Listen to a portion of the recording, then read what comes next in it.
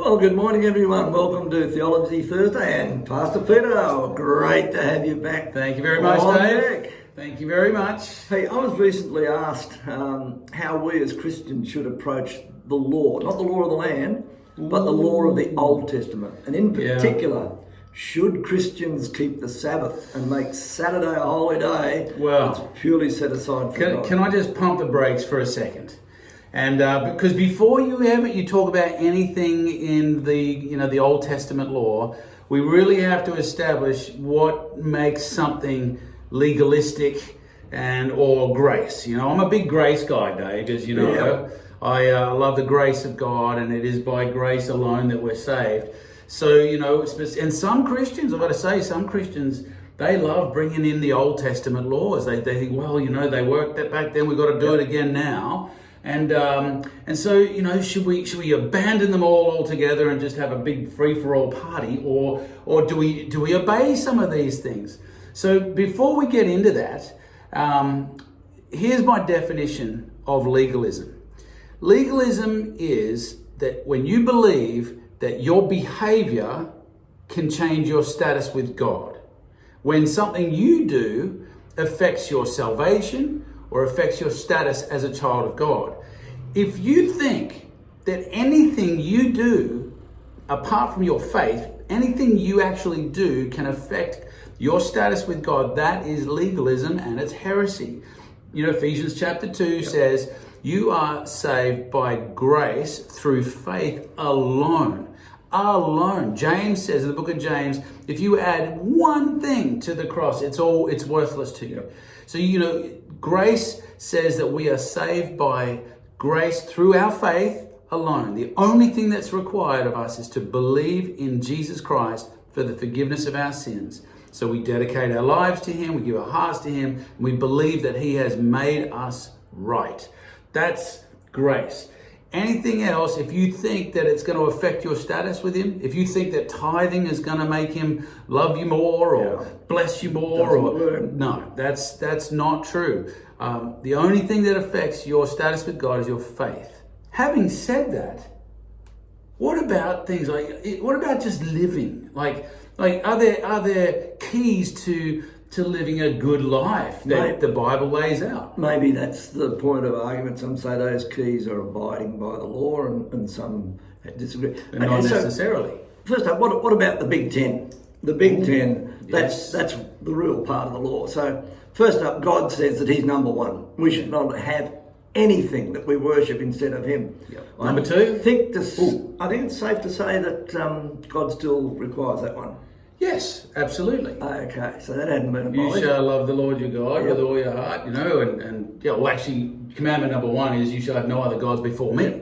And there's one that forbids using God's name in vain. I heard about a red and white blood cell. They fell in love, but their love was in vain. Boom, boom. Boom, boom, boom. But this is a different idea.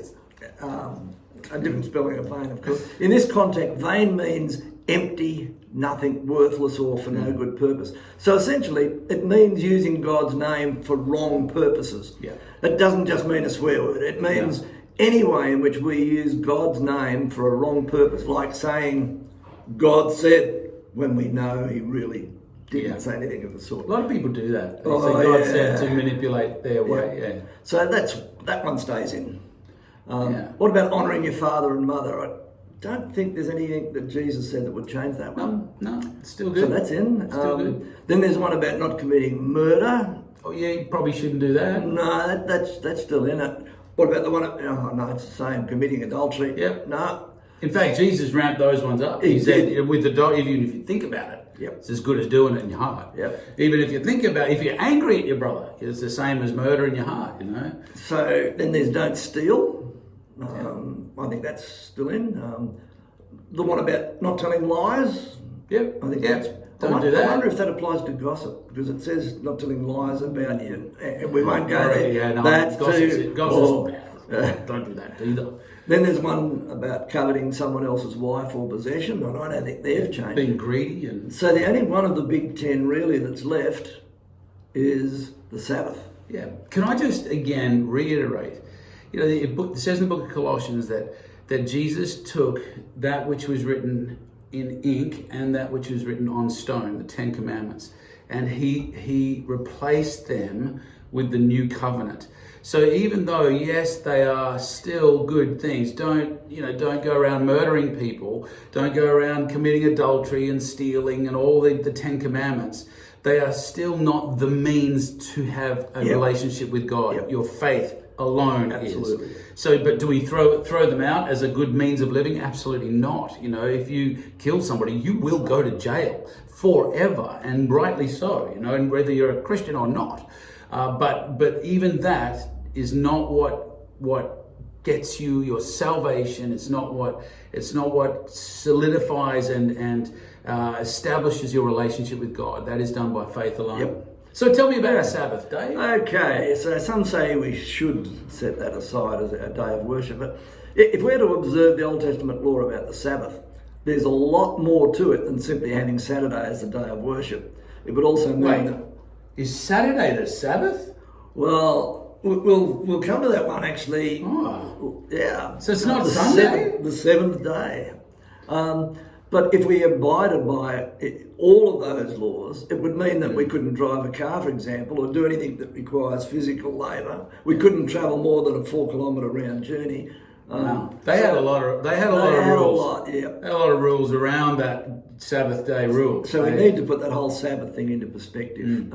The word that we translate as Sabbath is Shabbat, and that simply means to rest, as in stop working. So you think of a job where you clock off at the end of the working day. The work's done, no more work until you clock on next time. That's Shabbat, that's stopping. And then there's another Hebrew word that's important, a word that is used in the Hebrew scriptures, and that's nuach, which means to settle or to live, to dwell. I like that one. This is a bit different from the concept of finishing work for the day. The rest that this describes is like relaxing in a lounge chair or arriving at a destination where you will be on holidays like you just were. Yeah. It's more of a relaxed type of rest.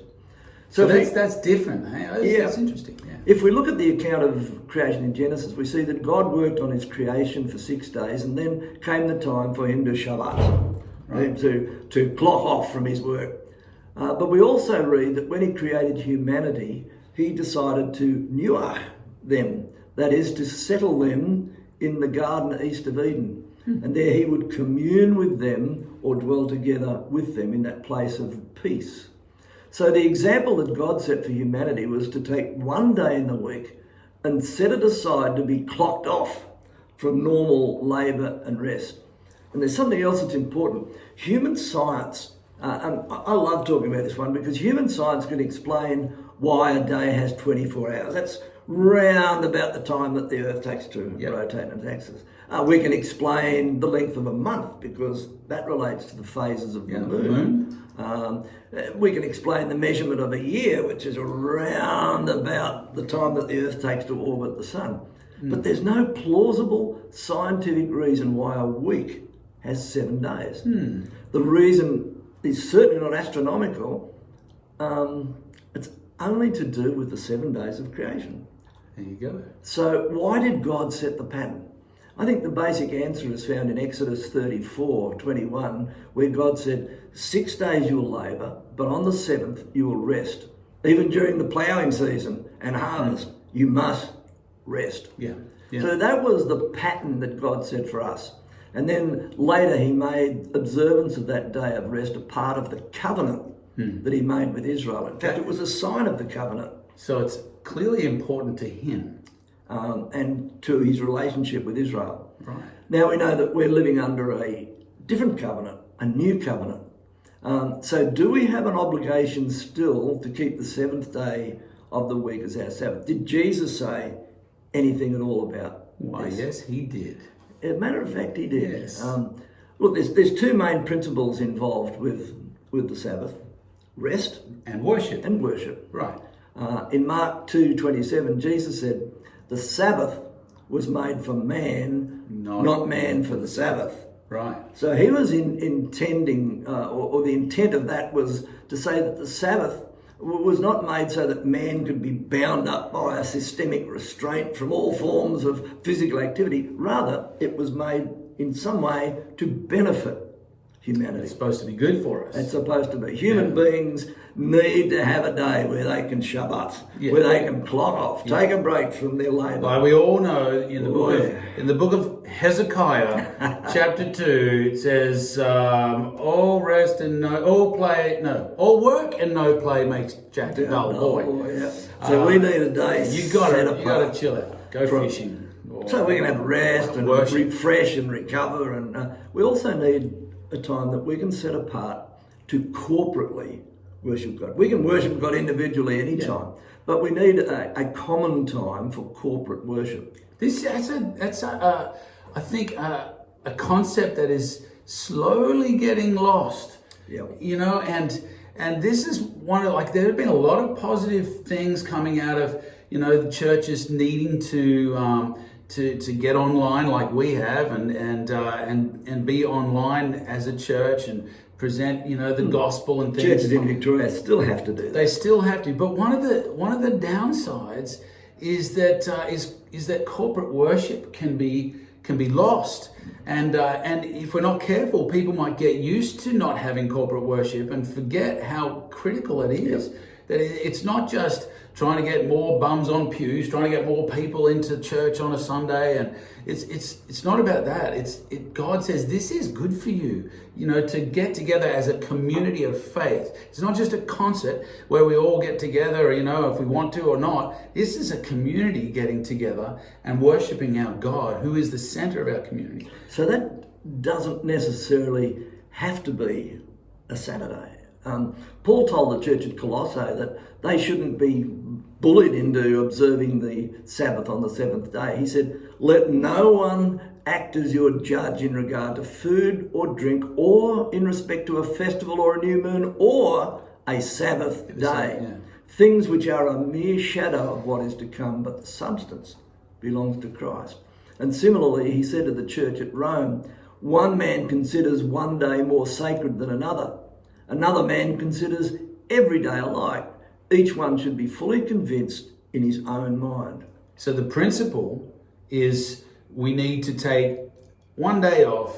We need to stop. We need to, you know, stop working, stop making money, you know, the focus of our whole life, and rest and worship. Yeah, and that needs to be a common day so people can come together to worship.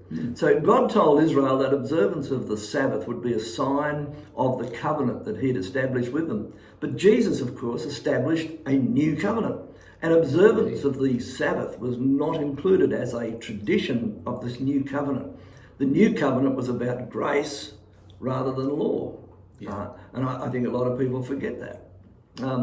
It's certainly true that the earliest Christians, who were Jews in fact, probably did worship on a Saturday, on the Sabbath. Absolutely. That was Jewish custom. They also held Sunday to be a day of special significance. They called it the Lord's Day and observed it as a day that reminded them, or a memorial of the Lord's resurrection. He rose, the Bible's clear, he rose on the first day, so they figured, hey, let's worship on that day too. And the fact that the first day of the week was a day in which Christ did rise, it began to fill with more and more, the church began to fill with more and more non-Jewish believers, and they came to count that first day of the week as their special day, the day that Christ rose from the dead. So there's a bit of a transition there. Yeah, and that took only a very short time, you know, within the first couple of 100 years of the church, we see that as Sunday becoming the common day. Just like the work of the first creation was finished on the seventh day of the week, the work of the new creation was finished on the first day of the week by the resurrection of Jesus. So from the very earliest Christians have set aside the first day of the week as their usual day of rest and worship.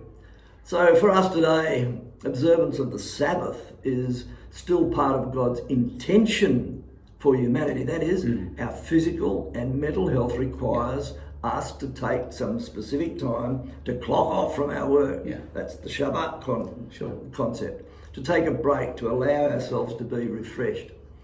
So Yeah, and don't forget, I one thing I've taken away from this, Dave, is it can't be just any old day. Like as a pastor, I often, in fact, my entire career, the last 40 years, I've been well, not quite that long, 35. I've been taking Mondays off, and I go, well, it's my Sabbath. But really, like you said, no, it has to be a common day so that we can all be together and enjoy, relax, clock off. It's not just to go to church; it's have lunch afterwards. It's to really enjoy fellowship, get into community. Yeah, the common union of his people. He loves that. Hey, by the way, this could really put the cat among the pigeons, but there's an organisation called the International Standards Organisation. They set the standard for everything from measurement of distance to time and the and ISO. So forth. The ISO. And ISO 8601, that's the paragraph. And it says Monday is the first day of the week, which means Sunday is actually the seventh, the Sabbath. I don't think the people in Israel will be too happy. Well, maybe we've got it right and the legalists have all got it wrong. Would be a bit funny. It would be if they were. But like Jesus said, it's not so important as which day it is what it's doing. Yeah. And it is important. It's not a legalistic requirement for your salvation. It's not a legalistic requirement for you to be right with God. Those things are sealed and done and dusted by your faith through His grace alone. But this is a good guideline, a good rule to live by. Not in order to get Him to love you, but in order to live a good life, a successful life, and a life to grow that works. to grow as a Christian, because we are disciples of Jesus. We're not merely people who know Jesus or know something about Him. We are supposed to be ones who live His teaching. Sure. And as we do that, we need to fellowship together. He says, don't put aside, don't forsake assembling of yourselves together. And so that's why the common day becomes important, so we can do that. So there you go. Yep. We'll see you this weekend, everybody, on the Shabbat. And have a good week. God bless you. God bless you.